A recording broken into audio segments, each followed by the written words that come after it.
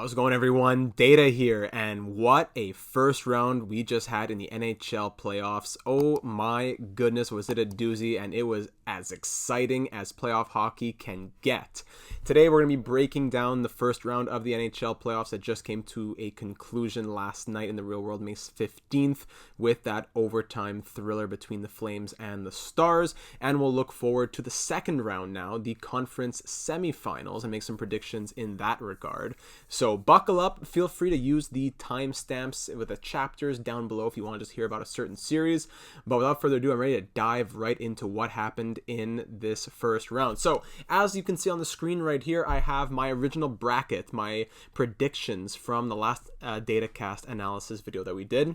I gotta say, I did pretty well at choosing the winners, not always in the right amount of games. When I break that down a little bit, really my only mistakes were, I think my biggest mistake was just Minnesota, because Pittsburgh losing in Game 7 overtime, that's a coin flip right there. I was happy to at least have gotten all the other ones correct, not always in the right amount of games, but I think some of my predictions came true. I thought that, Florida was going to have a bit of a scare against Washington. A lot of people said 4 or 5 games. Now I said 6 or 7. I bet on 7, it went for 6. I thought the Kings could almost squeeze it out, but Edmonton would end up being in 7, and it was. So good old Data, he knows what he's talking about sometimes.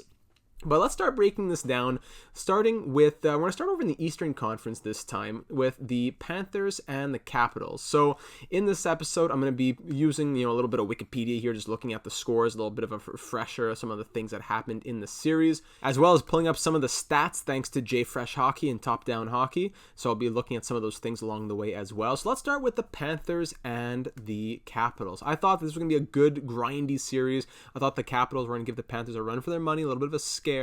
And Bobrovsky was going to be tested and all that, but I thought that the Panthers would come out on top. And really, it was Carter Verhaeghe who went wild in that first round. Carter Verhaeghe is second right now in NHL scoring with 12 points through those 6 games, averaging a point every other game.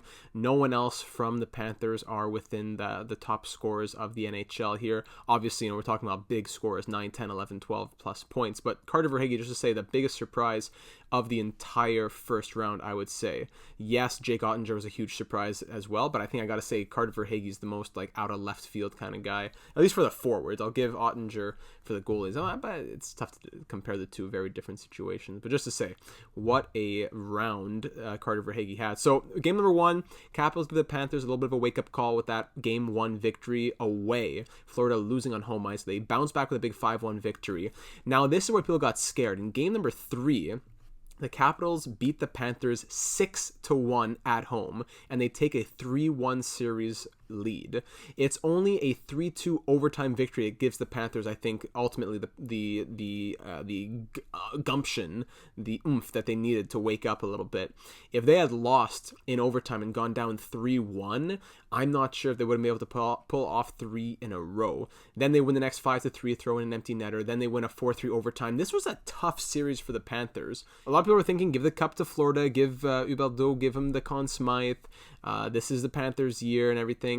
And hey, maybe still, but just to say, it was not a typical 6-game series even. 2 victories coming in overtime. Their 2 losses being tough, 1 4-2 and 1 6-1. I'm not sure if the Panthers really convinced me of a deep run in this first round. So, Verhaeghe doing well. Giroux scored a goal and 2 assists in that last game. It was, they advanced the second round for the first time in 26 years, but I wasn't super impressed with some of the bigger guys out there. If it wasn't for Carter Verhaeghe, would they have made it through? Claude Giroux, amazing. Barkov, okay, point per game. But Jonathan Huberdeau, 3 points. Duclair, only 2. Reinhardt, 3 and 6. Okay, Bobrovsky was he did well. 2.79 goals against average. Had to be a bit more solid in there, I think. I don't know. Panthers didn't really impress me, but they're through, and we'll see what they do in the Battle of Florida. Now into the second round against the Tampa Bay Lightning, and we'll get into that prediction later on. But just to say, I'm very proud of what the Capitals did, especially as a second wildcard team. They have nothing to be ashamed of in that series. They really put up a good fight. TJ Oshie turned back the clock, 7 points in 6 games. Backstrom and Ovi point per game. Kuznetsov, Carlson, Mantha not too shabby there either. Ilya Samsonov played very well. Vitek Vanacek faltered a little bit, but nothing to be ashamed of for the Capitals, I don't think. This was a very good team. Maybe just some more solid goaltending and some more support for guys like John Carlson and Justin Schultz in there. And I think that this could have been a series that the Capitals could have won. So very interesting series, I do have to say. I enjoyed it a lot. Looking at the 5-on-5 expected goals for percentages there. So the Capitals really came out strong in game number 1. Like we said, game 2, Florida comes back. Game 3, extremely even. Game 4 and 5 give the Panthers the edge for sure. But again, game 6, quite even as well. So, I wasn't really that convinced, even especially game 6, the Capitals had the better numbers, 54-46 for expected goals for. Bobrovsky had to put on a bit of a show there. So all that to say, we'll get into it when it comes to the series against the Lightning, but I'm a bit afraid. Capitals put up a good fight, and Florida has to make sure that they clean up those mistakes along the way. Again, speaking of goaltending, cumulative goals saved above expected. So the goaltending for the Capitals, this game 2 was rough. Game 6 wasn't so hot. Bobrovsky never did anything too crazy. He had a really good game 2 when the Panthers woke up and came back and won 5-1. But aside from that, it was pretty even in game 1, 3, even game 5. Game 4 was more for the Capitals, and then he didn't have to do too much in game number 6 because it was just more the struggles of the Capitals than the dominance of the Panthers. So we'll keep that in mind heading forward. Florida, great series win, but not in as convincing of a fashion as some may have thought. So moving next to Toronto and Tampa Bay. So scrolling down here, what a series this was, man. And it's tough because I'm not a Leafs fan. Part of me does take a little bit of joy, of course, like any rival does when their rival loses. But deep down in my heart, the Leafs are such a good team. Matthews is amazing. I like Nylander. I like Marner. I like Riley. I love Jack Campbell. I have no hate towards those people. Does it make me laugh when it's a meme and Leafs fans are fighting each other? Yeah, it does. I'm not gonna lie. But I'm not a embittered Habs fan. I can take some joy in Toronto being a very skilled team, and I can empathize as well when they've been having all these shortcomings. So game 1, everyone bang shocked, 5-0 Maple Leafs shutout. Lightning looks scared, but hold up, they come back 5-3, 5-2, 5-3, 1-1 series. Maple Leafs come back, they score 5 again. Lightning really say at home, no, we're not going to lose 2 at home, 7-3 victory. Then we got to tight games. Games 5, 6, and 7 were extremely tight. Leafs win by 1, Lightning win by 1 in overtime, Lightning win by 1 in game 7. Nick Paul scoring his first 2 playoff goals ever. It's brutal, and it's difficult because a lot of people are saying, okay, no, keep this team together, or others are saying, no, blow it all up, trade guys like Willie Nylander. And I'm not going to make a big video about the Leafs and what they should do this offseason with UFAs and everything. But here's what I got to say from all the analysis that I've heard, Darren Dreger and TSN and radio and all that. The changes to the Leafs moving forward, I think they should be organic changes. UFAs, draft picks, stuff like that. No major moves should be made.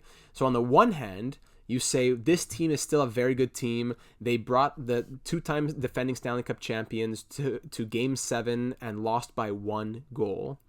But on the other hand, you say if the Toronto Maple Leafs cannot get it done in their best season in franchise history as an original 6 franchise with Austin Matthews scoring 60 goals, then when can they get it done? So it is a very interesting discussion to be had right there. Game 1, like we said, Leafs bonkers, 65-35. Game 2, very even. Game 3, more and 4, both more in favor of the Lightning. So game 3 and 4 here, 5-2 win for the Leafs, for example. So even though the Lightning were stronger, that goes into Jack Campbell here in game 3. The goals saved above expected, 1.4, 2.4, 1.4. It was only games 4, 5, 6, 7, so 4-7 that Jack Campbell dropped below 0.0, and even then it was never beyond 1.2, not some of these bigger numbers that we'll be seeing later on. Meanwhile, you have Tampa Bay, who never in the entire series broke even, being as bad as negative 2.9. It was only that last game here, game 7, where it was negative 1.1 versus negative 0.1. So a difference of 1 goal right there in favor of the Lightning. And there it was in game 7. But I'll have to say, these numbers were shockingly tight. This was a really good series, and as a hockey fan, just so fun to watch. 55-45, 55-45, even Game 7, Leafs 51-49. So to say, the Leafs 1, 2, 3, 4. In 4 of the 7 games, they had the better expected goal percentage. That should be 4 victories and a series win, but Vasilevsky was stronger in that regard, right? I get in that game 7, even though he wasn't stronger in games 1 to 6. So Jack Campbell, you got to feel bad for the guy. He's probably one of the nicest guys in the NHL. It hurts. I said the Lightning would take it in 6. They ended up taking it in 7. I thought they would be a bit quicker than they were. They had a lot of shortcomings as well. They had some struggles along the way. Just going to the Tampa Bay Lightning, yes, you have, of course, Kucherov, 8 points in 7 games. Hedman was great. Ross Colton, you need to have that classic Tampa Bay depth if you're going to win a Stanley Cup. Hagel, all these guys. But Point, Stammer, only 4 points each. And I say only because Stamkos scored 30 points in his last 12 games or something like that. To score 4 and 7 is good, but it wasn't what Tampa Bay needed.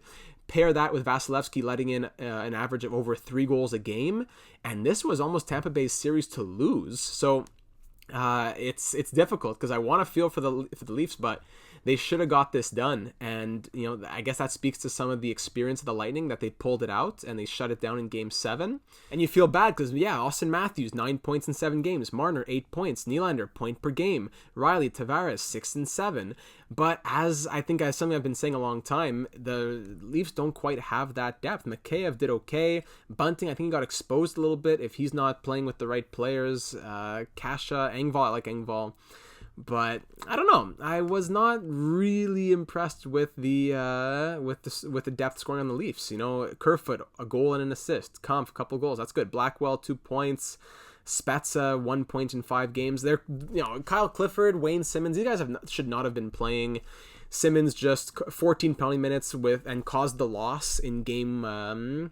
Was it game 2? I believe so. Yeah, it was. Yeah, Clifford causing some trouble in game 1 and Simmons causing the loss with his 2 penalties resulting in 2 power play goals in game 2. So get these guys off your team, get better depth, and maybe next season can be an even better year than this franchise record season. But those are my thoughts on that series. Moving on to the Carolina Hurricanes and the Boston Bruins now. I thought the Hurricanes would take this one in 6. They took it in 7. I didn't think the Bruins really had the depth for it, but they fought hard, especially after dropping games 1 and 2, 5-1 and 5-2. They came right back and won both at home, 4-2 and 5-2. So looking at the numbers now, going all the way back up to Carolina, I gotta scroll through, excuse me. So Boston had the edge in game 1 and game 2 big time, especially game 2, 73-27, but they lost 5-2. So, look at game number 2 here. 2 goals above expected were saved by the Carolina Hurricanes. I forget in game 2 if it was fully... actually, I should pull that up. Yeah, so here it is. Ranta 6 saves on 6 shots, but then Kochetkov, maybe I'm pronouncing that wrong, excuse me, 30 saves on 32 shots. That was a real backbreaker for the Bruins, but they came back. They won games 3 and 4. Game 5, the Hurricanes said, hold up, let's go back to business here. They take, game 5. In game 5, they win 5-1. Right here, they had a slight majority. Game 6, the tightest of all the games, 51-49 for the Bruins, and it was a 5-2 victory, right? So some of these games are super tight and they're blowouts. Other ones are blowouts in this regard, yet that team loses. Then in game 7, Hurricanes win 3-2 as Max Domi is the hero. 55-45 was the split. Look at this goaltending matchup right here. Look at this right here. And you got to give it to the Bruins. Yeah, Linus Ullmark wasn't great games 1 and 2. Swayman, okay in game 3, but then turned it on game 4, 5, especially game 6. Look how tight this was in game 6, and it ended up being 5-2 Bruins, despite this being such a good goalie matchup right here in game 6. And then Hurricanes just that slight edge, just a bit better in game 7. So game 5 was a big one as they scored more, as their goalies, Antti Ranta namely, saved much more above expected in game 5 there, which gave them the 5-1 victory. So it's interesting to keep these numbers in mind as we go along, and then forget some of the deeper analytics, just going to the stats themselves. Hurricanes, Tony DeAngelo and Jacob Slavin. Can you believe this? The 2 top scorers on the team, defensemen, 8 points apiece for these guys, and especially Slavin, not known as an offensive guy. Teravainen, Trocheck, point per game. Seth Jarvis, the rookie, with 5, Domi 5, Aho 5, Domi 5. Sveshnikov 4, okay. Niederreiter with an empty netter. I believe he had one in there. Antti Ranta played very well. I had faith in him at the beginning of the series, even though I knew that Freddie Anderson would be out. I am a big fan of Antti Ranta, and I'm glad that he did well. Kochetkov, he wasn't bad for a rookie. He did what he had to do when he came in there. And Hurricanes pulled it out. So they're a very solid team, but they have to make sure that they can continue to get scoring from their scorers. Yes, it's amazing that DeAngelo and Slavin are scoring over a point per game, but you cannot count on that to continue long term. So, your goals, especially, Trocheck keeps scoring, Sveshnikov keeps scoring, great.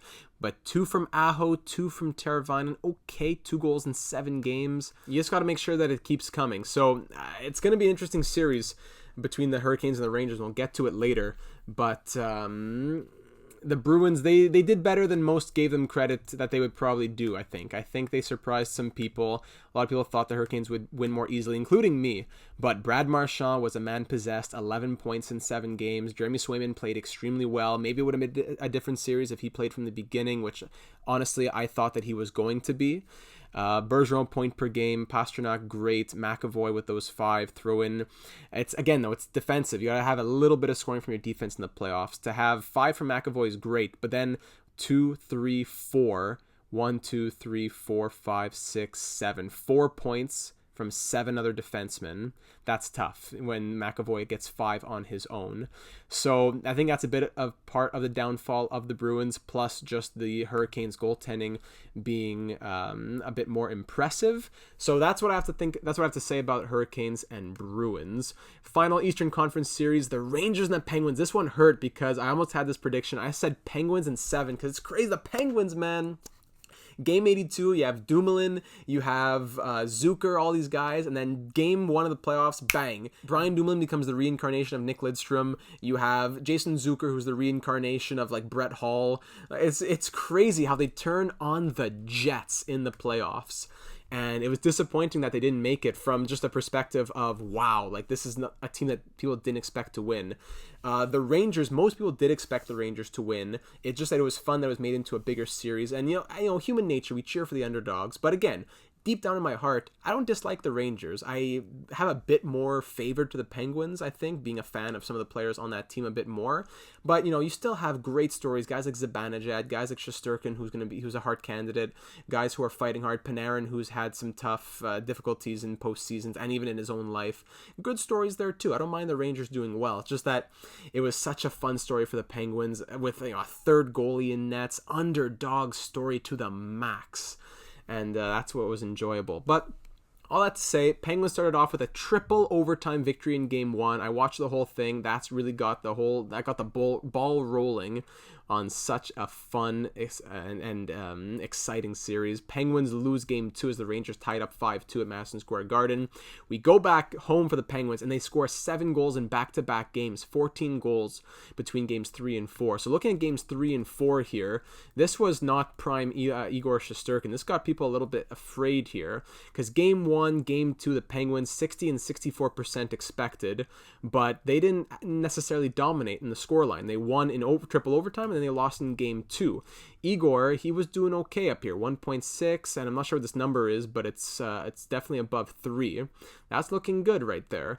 But then you see, okay, game 3, game 4, 7 goals scored, and even with 7 goals scored in games 3 and 4, 2.1 above expected, saved by Shesterkin. Only negative 0.1 in game 4, despite 7 going in. Okay, yes, there's empty netters and everything, but let's say 5 were on even strength or on a goaltender. So he was getting pelted in there, and he was doing what he could. The defense was letting him down for New York. Game 5, Rangers come back. They're down 3-1. They win 5-3, 5-3, and then 4-3 in overtime. Shesterkin wakes up a little bit. Doesn't have to do too much. It's more the difficulties from the Penguins as they allow, from -1 to -2 to 3 to 4 to 6. -6.2 in that game 7. That's, to lose 4-3 and be at -6.2. Like, that's how crazy, that's how well your team was playing. To have goaltending that, I don't want to say bad, but just to have this kind of goals saved above expected, it's a bit shocking. I think these were like record-breaking numbers according to Jay Fresh. I remember reading that. Yeah, looking over here, so the Penguins did very well against the Rangers. They had 5-on-5 almost every game. Goaltending and blown leads cost them a series that they should have wrapped up well before Game 7. Look at Game 4, 81-19.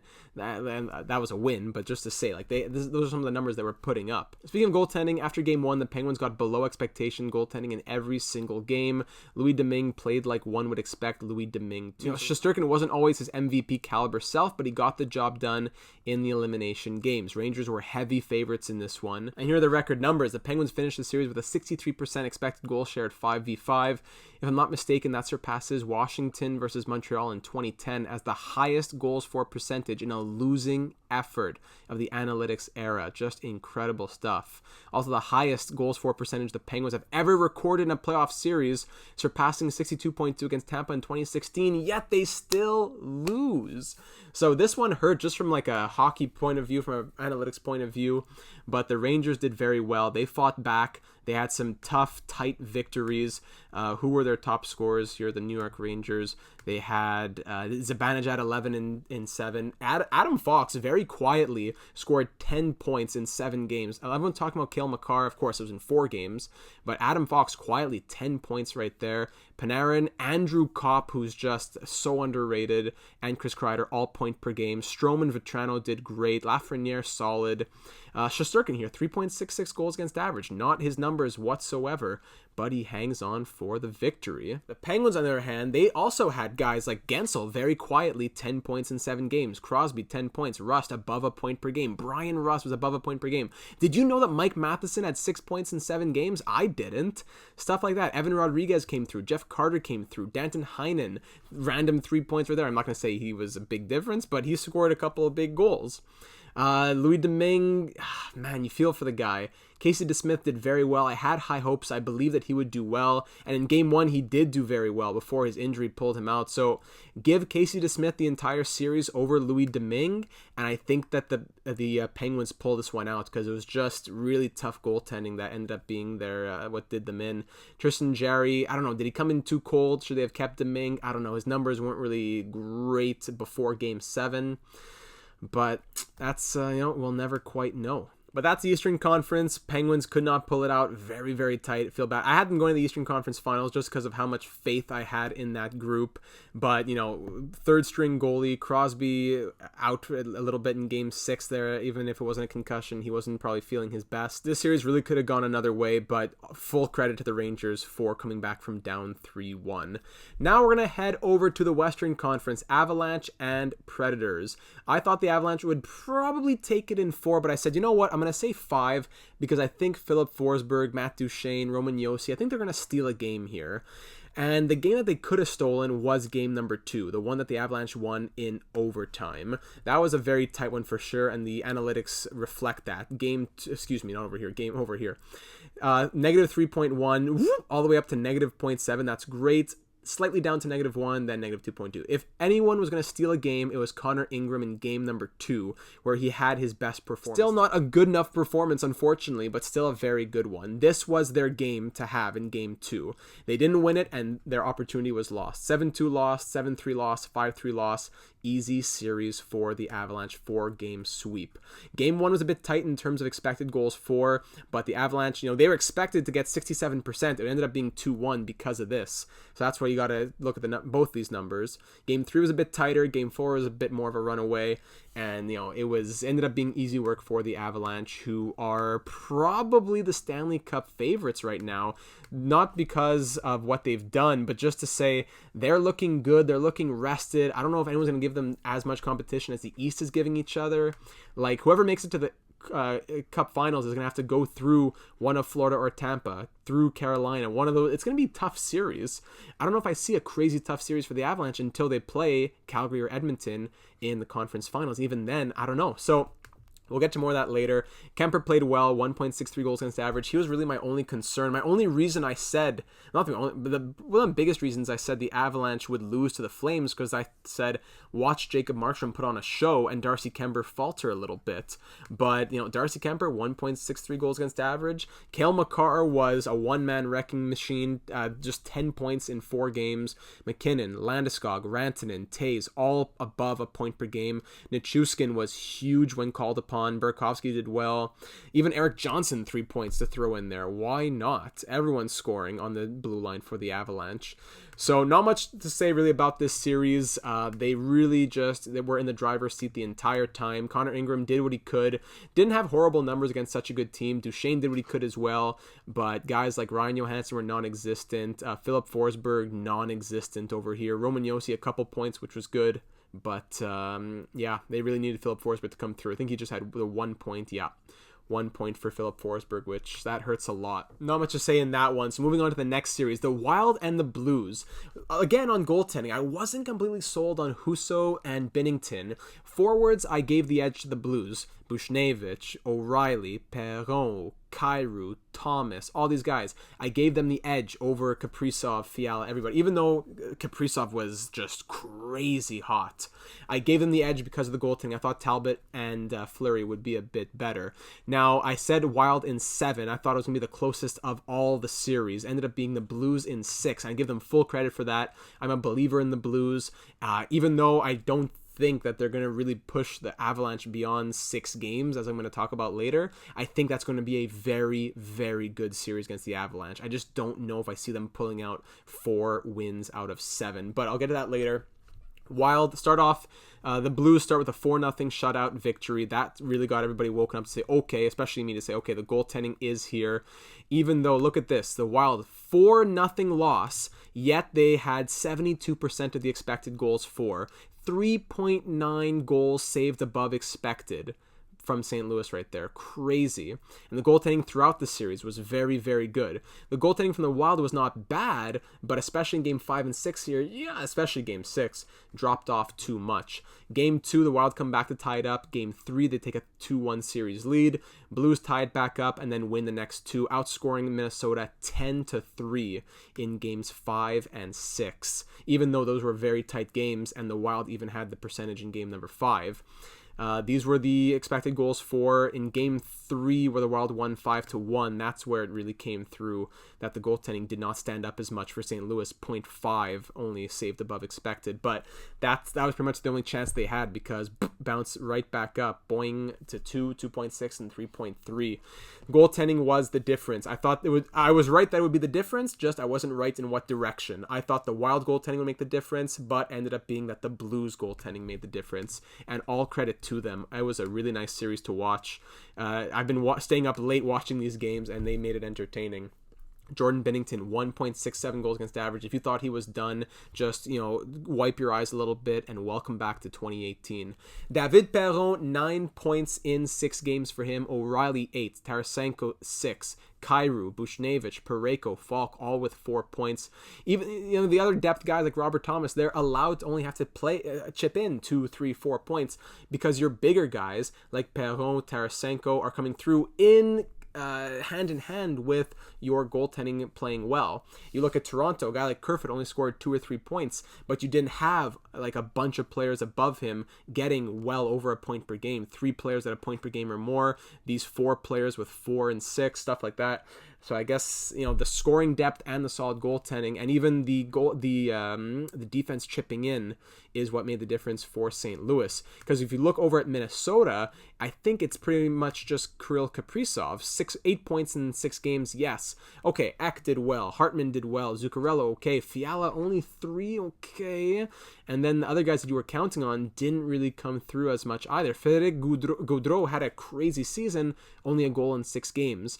Can you really count on him to do much more? No, I don't blame him, but that's what he was giving you in the season, so it's a bit of fool's gold, perhaps. Matthew Boldy, 1 goal in 6 games with a huge letdown right there as well. Marcus Foligno had a great season, only threw in 2 assists. It was the goal scoring. You gotta score goals. You play to win the game. 7 goals from Kaprizov. Take away him, 3 from Eriksson Ek, and then 1 from a bunch of other people. So that was the issue with the Minnesota Wild, unfortunately. That's what hurt them really badly, and especially in games 5 and 6, getting outscored 10-3.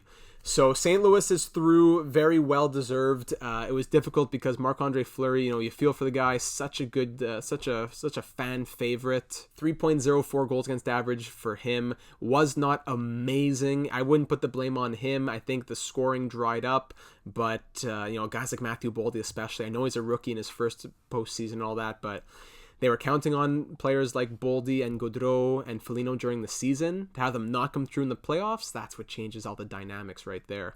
So looking back at the numbers here, just one last time if you're curious, the drop-off in saves above goals expected is what really made the difference, because the expected goals for both teams were still putting the puck on net, especially in games 4, 5, and 6. Now moving on to Calgary and Dallas. This is one I got the most incorrect based on games played. Every other series I got spot on or within 1 game for the games that it would take. I said Calgary in 5. I said, man, like Radulov scored 4 goals this year. Ottinger starting his first playoffs. Calgary you have 300-point scores on Calgary. It's going to be easy work for the Flames. But here's the thing. The Calgary Flames did not play Calgary Flames hockey to begin the series. They were playing tight games. A 1-0 game for Calgary, a 2-0 game for Dallas. 3 goals scored in 2 games on a team that has, in a series that included multiple 100-point scorers, guys like Joe Pavelski and all that. That's what shocked me. In the end, yes, Gaudreau has 8 points in 7 games, Tkachuk 6, Lindholm 5. But, Mangiapane only a couple points. Shillington only a point as an offensive defenseman. Noah Hannafin only a point after a strong offensive season from him as well. It was Jacob Markstrom who I thought would come through. He did. 1.53 goals against average. He was a machine out there. So looking at the stats, especially for that series when it comes to the goaltending, with Jake Ottinger being the only reason that the Stars went as far as they did, shutting them out in game 2. Then they win 4-2 in game 3. They win 4-2 in game 6, and they only lose in overtime after making like 60 saves, Jake Ottinger does, in game 7. So looking at that, the Flames always had the edge every single game. It's 50-50 in game 6. They always had the edge in expected goals for percentage. Yet here we go, bang, get a load of that. Both goalies were always well above, in the positives for goals saved above expected. Especially Markstrom. What a guy to go. 1, 2, 3, 4 games of above 4 goals saved above expected, and every single time he's almost getting doubled, if not more, by Jake Ottinger, who is saving 8.6 above expected, 9.3 above expected, all the way to 13.3 goals saved above expected. Put other goalies in there, that goalie would have allowed 13 goals. Instead of the 3 that were in against Calgary. So, a goalie could have, in theory, let in 16 goals, which all with that offense and that pummeling that he received. So Jake Ottinger was just an absolute machine. He was the difference maker without question. Looking at Dallas's numbers here, yes, they had some scoring for sure. The scoring came through. Joe Pavelski was their guy as always, and it was a bit more scoring by committee, but it was not good enough. Absolutely, it was Jake Ottinger. Heiskanen threw in a 3 points as well, but Michael Raffl, got to count on him. Robertson did all right. Rupe Hintz did all right. But where are the big dogs? Jamie Benn, 2 points in 7 games. John Klingberg, 1 assist in 7 games. Radulov, 0s across the board in 3 games. Where is Jamie Benn? Here he is, 2 points in 7 games. Sagan, okay, one of the bigger guys, 4 points in 7 games, that's good. But Benn, Klingberg, Radulov, even Guryanov, pointless in 5 games. That was odd stuff, and that's what did them in, because Ottinger gave them the performance to allow themselves to take advantage of Markstrom's really, really good, but our goalie is even better. Let's play with that confidence and go out there and get it. and they unfortunately could not finish it off. Tight 1-goal, 2-goal games mostly here. And so Calgary at the beginning, they weren't playing Calgary Flames hockey, I don't think. They were playing Daryl Sutter, defensive type hockey, playoff hockey, which is good for the playoffs. But I think that's what did Calgary in a little bit. They weren't playing as they were in the regular season. Give them a little bit more freedom, and that's when the goals started coming in a bit more. But still, is Ottinger making the difference? So crazy numbers to look at. By far, the craziest of the entire postseason when it came to a goaltending battle. I think these were historic numbers as well, if I'm not mistaken. Yeah, there it is. Ottinger had one of the highest playoff totals ever in 7 games. Markstrom was awesome, but his performance is dwarfed. So ever Jake Ottinger in the history of the playoffs. So hats off to him, man. And Calgary is through. Final series to evaluate here, the Oilers and the Kings. This is one I got spot on. I think it's the only one that I got exactly right. Yeah, Oilers in 7, as I thought the Kings would give them a tough challenge. They're a good playoff team. Phil Danault's in there. They have experience in Kopitar and Quick. And Jonathan Quick absolutely turned back the clock for sure. The Kings took game 1, which was a shocker, but then Mike Smith, another guy who turned back the clock, shut out the Kings in game 2 and in game 7. Huge shutouts.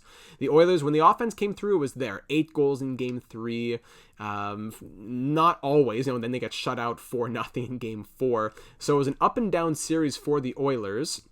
Looking at their numbers here. So in game 1, it was all LA, 59-41. Well, not all LA, but that edge gave them that 4-3 victory. Game 2, 6-0 Edmonton, 64-36. 58-42, 52-48 became a tight series here in games 3 and 4. Game 5 was the Kings, 62%, and even then it was only a 5-4 overtime win. So I think it was Mike Smith that really made the difference. In game 7, yeah. Connor McDavid, this is almost, forget the Oilers logo, just put Connor McDavid's face on game 7, 72-28, and they win 2-0. Only 2 goals against, though, on Jonathan Quick, despite having the 72%. Jonathan Quick was only at negative 1.1 there. He played extremely well. It was Mike Smith who had record numbers as well. It's quite the duel between these two older guys in Smith and Quick. And it's crazy. I'm watching Jonathan Quick play, and I feel lucky. Like I really enjoy watching him play. You think about all the starting goalies of the teams that won their Stanley Cups in the 2010s. You think of guys like Tim Thomas, Corey Crawford. Those guys aren't playing anymore. Jonathan Quick was elite, and even though he isn't quite the same anymore, he was putting on vintage Jonathan Quick performances this playoffs. It was like nostalgic even. So Mike Smith, though, making me think of the Coyotes' run to the conference finals in 2012 with these numbers as well, especially games 4-7, despite, games 4-7, 4 and 5 being in the Kings' favor. Like, look at game 6. It was 62%, game 5, 62% Kings, yet 5.8 goals saved above expected for Mike Smith. He was just a monster out there. So all credit to him, absolutely. And of course, you got to look at the numbers for the Edmonton Oilers. Connor McDavid, 14 points in 7 games. Draisaitl and Kane both with 9. Cody Ceci, a guy who I said, I gave some flack to the Oilers blue line. I said if Nurse was injured a little bit, I said, is Keith really going to carry? I said I like Kulak, but I don't know about Ceci and the other guys. But you know what? Forget even Tyson Barrie. It was Ceci with 6 points. Evan Bouchard, Nugent Hopkins, Hyman, Yamamoto. I love me some Brett Kulak. And there he is, Mike Smith, 2.29 goals against average. Love to see that. But I want to see the Kings' numbers because they were not bad. Jonathan Quick, yes, 3.43 goals against average because you have the 6-0 and you have the 8-2, which hurt him a little bit. But he still had a shutout here, 4-0 in game 4, and only allowed 2 goals in game 7. I don't look at the 3.43 goals against average. I look at this right here that says, okay, yeah, he had a rough game 3, but for the most part, against a crazy offensive team that had a lot of 64%, 72%, a lot of the majority of the goals, expected goals for, it was not as bad as it could have been. And when it came to the point scoring, Kempe 6 points, Moore and Danault 5 each, but then you're relying on Stetcher, Grunstrom. Alex Edler's up here even with 2 points. Like Kopitar, 4 points in 7 games is not bad, but he had to put his team on his back a little bit more, I found. And I like Victor Arvidsson had to be a guy who had to be awake. Arvidsson, where even is he? No, he wasn't here, but I forget if it was due to injury or not. But regardless, he would have been someone that hopefully would have made a bit of a difference. Kaliev, pointless through 7 games. Athanasiou, 1 goal in 6 games. Quinton Byfield, he has only a couple games, and Gabe Velarde a couple games. Good to get these guys some playoff experience because these guys are the future of the LA Kings, who have a pretty solid prospect pool. Sean Dursey was a nice surprise despite only 3 points and a -5, so good to see a few flashes of something. Philippe Dano, one of my favorite players, if not my favorite player in the NHL. I love this man. 5 points, a +6 in those 7 games. He did his job. It was just unfortunate the Kings couldn't get it done. Again, looking from the underdog perspective, I'm happy that the Oilers are through. I think they're going to do very well, and that just about does it for the first round. So thank you for listening to my thoughts on that. I hope you enjoyed it. Feel free to leave a comment below letting me know what you thought about my takes on these series. And now we can move into my predictions for round number 2, which will be done a bit more quickly than last video since there's only half the amount of series here. But looking at the Panthers and the Lightning, first of all, this is going to be a good one. It's the Battle of Florida. Goals for per game, the Panthers definitely take it, but goals against were pretty tight. Power play percentage get slightly to the Panthers and penalty kill slightly to the Lightning. I'm just going to throw it out there. I'm not going to beat around the bush. I think I see the Lightning taking it. When I think about the Lightning were pushed to 7, but against a very good team.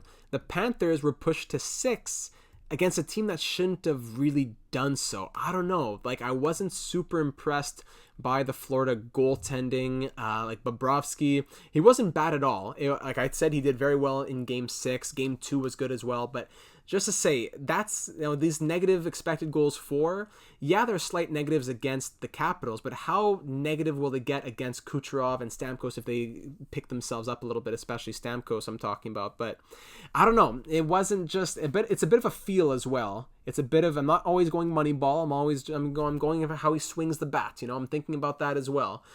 I don't know, just something in me wants to say Florida, but is it because it's Giroux and Thornton and because they're just a high-scoring team? Or is it true that I don't know if I trust them? I think Tampa is the safer bet. That's the tough part. So luckily, I'm not putting millions of dollars on any of this anyways, but I will say that I'm going to stick with my original prediction that the Lightning will take it. I think it's going to be a solid 7-game series, and I think it's the tightest of all 4.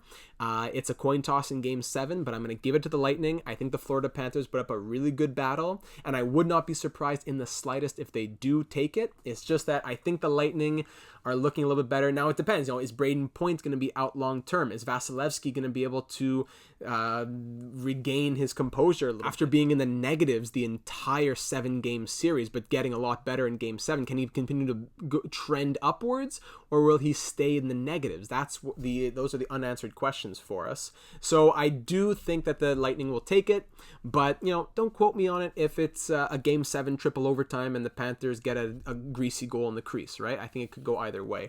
I just really don't think it's going to be 5 or 6 for either team. I think this is going to go the distance, and I give Tampa the edge. Now moving to the Hurricanes and the Rangers. So I can't look at the exact matchup, but Hurricanes 3.38 for, 2.44 against. Rangers 3.05 for, 2.49 against. So again, I give the edge to the Hurricanes here. I didn't think that they'd get past the Penguins because they'd have some fairy dust sprinkled on them. The Rangers were good, but again, something's telling me Hurricanes. Yes, you have a bit of overinflation. I don't know what the word would say, like overproduction, maybe from like D'Angelo and Slavin. But I think I think Sveshnikov's going to wake up a little bit, and with Shesterkin not being at his best, that may be something to think about. So he's always been in the positive, aside from the negative 0.1 in Game 4. He's been good. He just hasn't been elite. And for a team that is counting its blessings to have gotten by the Penguins because the goaltending fell apart a little bit, and I don't know if they're going to get that same type of luck against the Hurricanes, who in their series had exceptional goaltending through and through, always in the positives, not crazy numbers, but always in the positives. If Ranta continues to play well, if Freddie Anderson's coming back soon, I think the Hurricanes will take this one, and I see it being a 6-game series. Hurricanes in 6. I don't want to disrespect the Rangers and say even potentially in 5, but I don't know. It'll be, I don't see any 4-0 or 8-2 games. I think it's going to be a good tight series, but the Hurricanes will get the edge over them. That'll be the Eastern Conference. I look forward to thinking about potentially the Lightning and the Hurricanes in the conference finals. Now, over in the Western Conference, we have the Avalanche and the Blues. The Avalanche 3.794, 2.82 against in the playoffs. The Blues 3.774, 2.86 against. Extremely, extremely similar numbers right there. I think that the Avalanche take it. Now, again, this is very similar to the Hurricanes and the Rangers in the sense that I think the Avalanche get this done in something like 6 games, but I think they'll be tight games. I think the Blues give the Avalanche a run for their money. Now, Darcy Kuemper was not necessarily tested very much, but he has a solid goals against average. He is always in the positives or even for saves above expected. Now, here's where it gets interesting, because if the Avalanche continue to trend down a little bit, the Blues will pounce on them. I don't say the Avalanche in 5 or 6 or even 6 is what I locked in there out of disrespect. If the Blues continue to trend up, and the Avalanche are kind of around that 1 to 0 to -1 in that regard for saves above expected, that could be a big game changer. If the Blues can continue to have that depth scoring throughout their lineup, I think that, I don't know if you can count on Cale Makar to just carry you in the points there, to say your defenseman is always going to score 10 points in every 4 games. Is he going to have 20 points after 8 games? I don't know about that. So I think the Avalanche do take it, but I think it's going to be because they're going to start having some more scoring by committee. I think they're going to have guys like Nemesnikov, who have been very good. They're going to continue to do that. They're not going to, Nichushkin. He's going to continue to do what he's doing. Rantanen, Landeskog, McKinnon. Is it a one-line team? Some may argue that. And again, I say all these things, I'm not being paid by TSN. I'm not trying to make millions in Vegas. Again, I wouldn't be crazy surprised. It would be the biggest surprise comparatively, but I wouldn't be shocked if the Blues beat the Avalanche. I would be surprised. I'll say that. I would be surprised. I think the Avalanche take it. I think that they're just on another level. But I would not be absolutely stunned if Binnington plays very solid and the Blues depth continues to score and their big guns are continuing to come through as we go back to the St. Louis Blues here. David Perron, O'Reilly, Tarasenko, Kyrou, Bushnevich, all the guys with 3-4 points. Keep doing what you're doing. Big guys keep going. Binnington stays solid. And then Kuemper falters a little bit and Makar dries up a little bit. That would be very interesting. But I do think the Avalanche take it, and we'll move on to the conference finals. Now, in the Battle of Alberta, Calgary versus Edmonton. This is a tough one because the Oilers are just so offensive, where they scored 8 goals here, 6 goals here. It was a bit tighter games towards the end. They're taking on the Calgary team that had the 1-0, 2-0, 4-1, 3-1 kind of games, 3-2 overtime. If the scoring can come back to what we know it's been able to be, I have faith in Markstrom. But I don't know. Smith has been amazing. I don't want to fault Smith, but I'm not sure if he can do it all the way. Whether it be a little bit of an injury or just overall fatigue, it's not from ability. It's going to be the body that fails Mike Smith before his skill does, I think. And I don't mean to call him an old man or anything, but he has had some injury issues in the past. So this is a very interesting matchup because it's the offense versus the defense pretty much here. Even though Calgary, you wouldn't think of them as a defensive team, but that's kind of the team that they played as in round number 1. They need to get back to their offensive roots, count on Jacob Markstrom, be willing to take some of those risks with that goaltender in there. And Edmonton, if they're able to take those risks with Mike Smith as well, it could be some very good hockey. Now, this is another 7 game, I think. I see 7 over here. I could see 6 or 7 here. I see 6 over here, but I think I definitely see 7 over here between Calgary and Edmonton in the Battle of Alberta. I said Calgary was going to take it originally. That was before I saw the hockey that they played against Dallas. If Mike Smith shuts them down, now replace Pavelski and Rupe Hintz with Connor McDavid and Leon Draisaitl, Calgary doesn't stand a chance. But if Calgary can break through Mike Smith, then they'll be able to, go one back and forth, and match the goals that McDavid scores. If Calgary, if Joe Pavelski was putting up the numbers or the performances that Connor McDavid was, Calgary would have lost in round number 1. So you know what? I'm locking in. You got to make some bold takes sometimes. Even though I said the Flames are going to win the Stanley Cup, I'm going to go against my original prediction. I'm going to say the Edmonton Oilers take this one in 7 and go to the conference finals against the Avalanche. So I have Oilers, Avalanche, Lightning, Hurricanes as my final 4. Those are my 4 predictions for this next round of the playoffs. It's going to come down to those little things, such as Calgary, if they are able to get past what they struggled with against Dallas, because now go up against Connor McDavid, like I just said, you won't be able to make those mistakes and get away with it. So there are my thoughts about round number 2, everybody. If you want an update on the bracket here, so my bracket is, I think it's not doing too hot, unfortunately, comparatively to the rest of everybody. Looking at my leagues here we go, the Data 782 Challenge. I'm currently tied in 19th out of 33, right? All the way down there, yeah. So Wings are red, currently number 1. Kudos to you, my friend. Wings are red. Perfect in all predictions. Yes. Got the games right there, games right there, games right there, and games right here, plus all the predictions correct. Wings are red sees the Blues beating the Avalanche, the Flames beating the Oilers, the Rangers beating the Hurricanes. So 3 out of 4 of my predictions are not going to come true according to Wings are red, but the Lightning will beat the Panthers. So I'm looking forward to seeing what happens there. Hats off to all of you here in the Data 782 Challenge. I hope you've been having some fun. We've been having some great discussions over in the Discord server throughout the playoffs. Great conversation, discussion, analysis throughout every game of the postseason.